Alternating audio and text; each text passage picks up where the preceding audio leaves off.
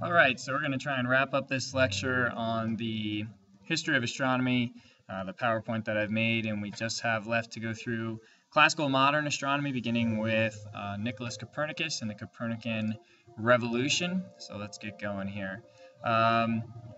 Around the 1400s, over in Europe, we had a few revolutions going on. One was in thought and science with Nicholas Copernicus and his heliocentric view of the universe, which really contradicted what the church was teaching with the Ptolemaic system being geocentric. But again, the geocentric view of the Ptolemaic system was really starting to break down at this time. The observations weren't matching up with the predictions that the system had made, and so that's because that didn't have the motions correctly.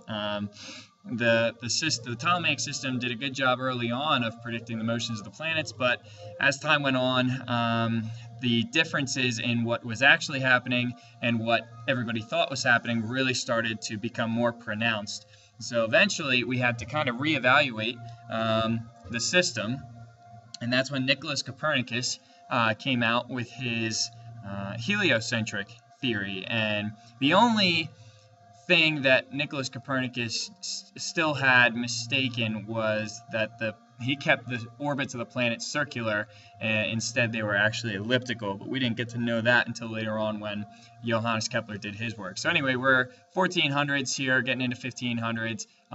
He was from Poland, and let's see some of the stuff that I have written here. So, of course, the revolutionary, and another big revolution that was happening at the time in Europe was with Martin Luther and the Protestant Reformation. And if you've ever heard that story, that's when Martin Luther went around to the churches in his town and nailed his thesis onto the church doors. It's a very famous event there, and that kind of kicked off the whole division between Catholicism and the Protestant religions. And then, you know, the ending story, a lot of the Protestants came over, the Quakers and early settlers came over with their religion to kind of conquer the early beginnings of North America and the whole Indian stories and all that stuff. So, but that's not for us today. So, again, challenge the Ptolemaic system, and he wrote, his book was On the Revolution of the Celestial Orbs, and he printed it at his death. You know, Copernicus was no dummy. He knew that the church would come after him if he started printing this heresy, because it went against what the church was teaching. So he waited until he was right on his deathbed to print the book, and he did get to see a final copy of his book before he died, and that way he could kind of bypass all of the persecution that he would have encountered had he published it early on or in his life. So this was a complete overthrow of what was previously accepted, and of course alongside Martin Luther and the other revolutions that were taking place over in because the Learning Center had switched now from Greece, Rome, now it was in Europe with the Holy Roman Catholic Empire and everything like that through the Dark Ages. So we had the Learning Center, the world's culture center in Europe during this time, at least for the Western world. Kept the circular orbits, and that was a mistake again. But it was a better explanation of this retrograde motion that we can see in this diagram. So if we have the Earth orbiting the Sun, which would be down here, okay, Mars is on an orbit further out than Earth, and so Earth goes around a little bit quicker, goes around the Sun quicker. So we overtake Mars in our orbit at times. And as we pass Mars, kind of like two cars passing each other on the highway, the inside car on the inside lane, which would be Earth, sees Mars appear to drift backwards for a short time. That would be positions 2, 3, and 4. And so at position 1, we see it against, and we have the constellation Leo in the back here. So that's our reference point. So we see Mars at position 1 there. And then position 2, our line of sight puts Mars way over here in the constellation. Then 3, it starts to drift backwards because we are now catching up with Mars, and it's there. And so Ptolemy explained this using his little epicycles. Copernicus said, you know, this makes more sense if we just view the solar system like this. You know, this is how the Earth goes around the Sun, and Mars is further out, and this makes perfect sense. That's why we'd see it drift backwards. So it's the apparent westward motion of the planets in the sky as the Earth overtakes some certain planets. Okay.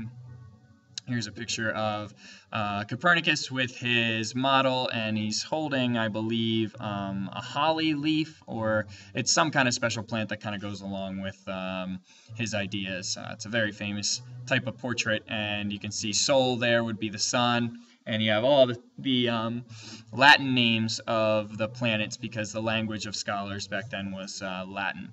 So... and I think that's all the pictures I have. And we go move on to Galileo Galilei. He would be known as the Defender a little bit after the Copernican revolution, but he supported heliocentrism, and his big deal was he actually provided some evidence for the heliocentric model of the universe through telescopic observations, and he did a lot of work on motions as well. So he built his own telescope and made lots of discoveries that gave really great evidence for the heliocentric view of the universe.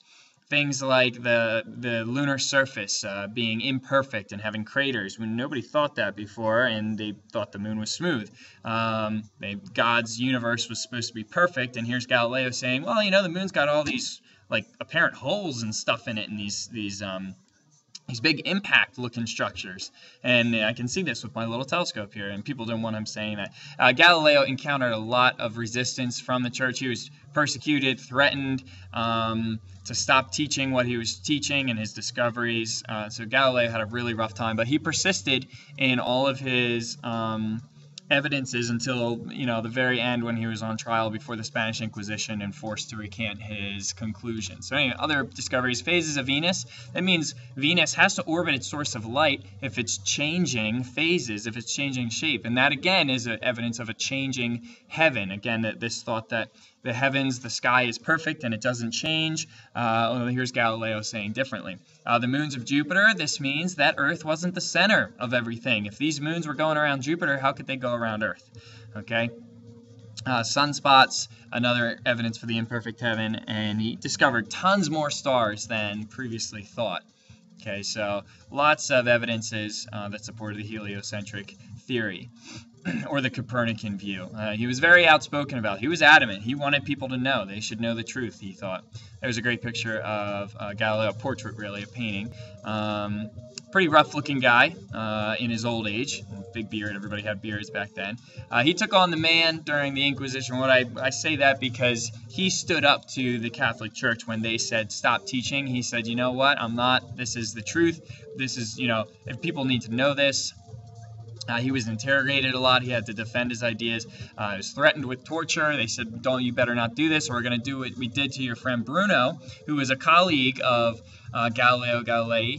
They killed Bruno. They burned him at the stake in the middle of a town square in Rome to make a demonstration to the rest of the scientists or researchers, or, you know, people who are coming out with claims like Galileo, to say, you guys better stop this, or this is what's going to happen to you. So unfortunately, during this time, there was a lot of persecution against people who were trying to just discover the truth and disseminate that information to the masses. So Giordano Bruno was burned at the stake in Rome. And this was also during the time period where anybody who had anything that couldn't be explained or do something like that was considered a witch. And they were, you know, those people, and a lot of them were just scientists working on new discoveries, okay?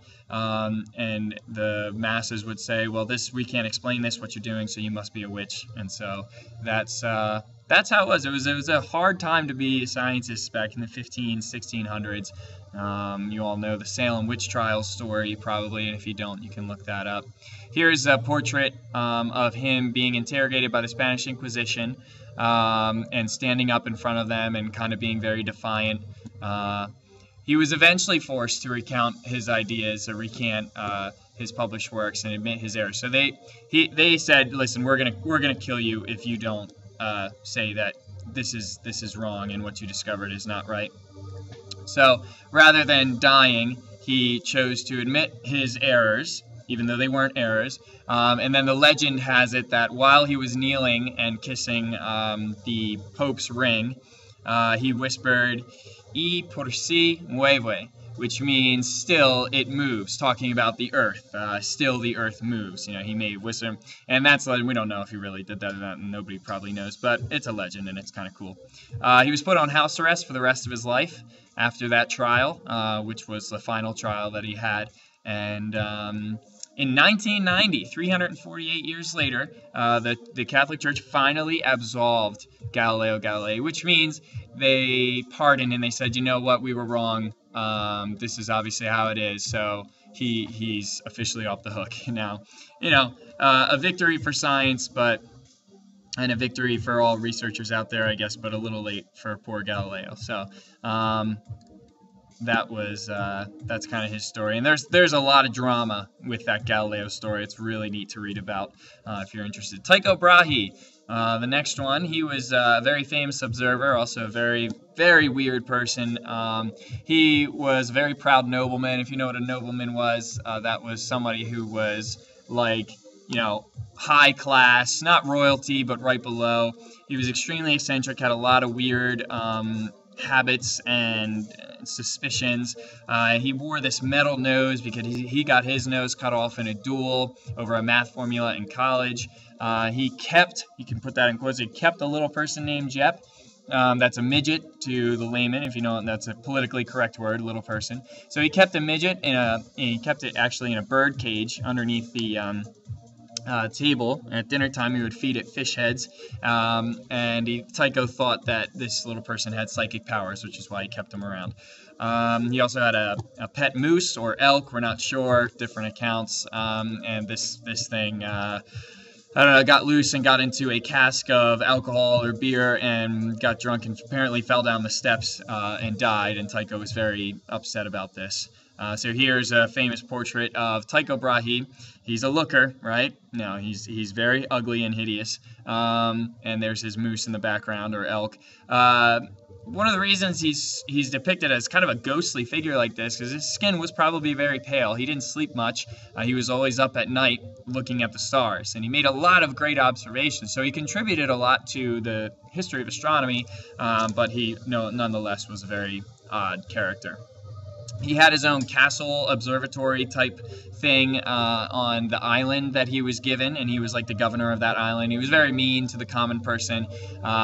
He was definitely involved in a lot of drama, adultery and murders, and you can read all about that if you want. But you can see no telescopes, just a lot of sight instruments in large celestial spheres, things of that nature, sundials and observatories. So he had his own island and an observatory there, and he made lots of observations for about 20 years. He accurately measured a lot of stellar positions and created star catalogs, things to that effect. His understudy was Johannes Kepler, who was a little bit younger than him. He was a great mathematician from Germany. He came to work with Tycho Brahe. He was a great analyst. Eventually, after Tycho Brahe died, and the story of Tycho Brahe's death is very odd. You can read that on your own, how Tycho Brahe died if you're curious. But Johannes Kepler used all of Tycho Brahe's data, specifically on Mars, to figure out the laws and motions of the planets. And so he came up with 3 laws of planetary motion. He used the correct shape, which were elliptical shapes instead of circles. Here are the laws kind of stated out for you. Planets' orbits are elliptical. That's law 1, with the sun at one focus point. To make an ellipse, you have to have 2 focus points. One is the sun, the other is just a gravitational balance point called a Lagrange point. Law 2, a line from the sun to the planet sweeps out equal areas in equal time. That's this diagram right here. And then law 3, p squared equals a cubed, which means the orbital period squared in years equals the distance of the planet from the sun cubed in astronomical units, which is the average distance from the Earth to the Sun, or 93 million miles. Okay, Isaac Newton we are going to talk about a little bit, and I think I'm running out of time here for this lecture, so I'm going to pause this and we'll pick it up with Isaac Newton here, and I'll just wrap it up.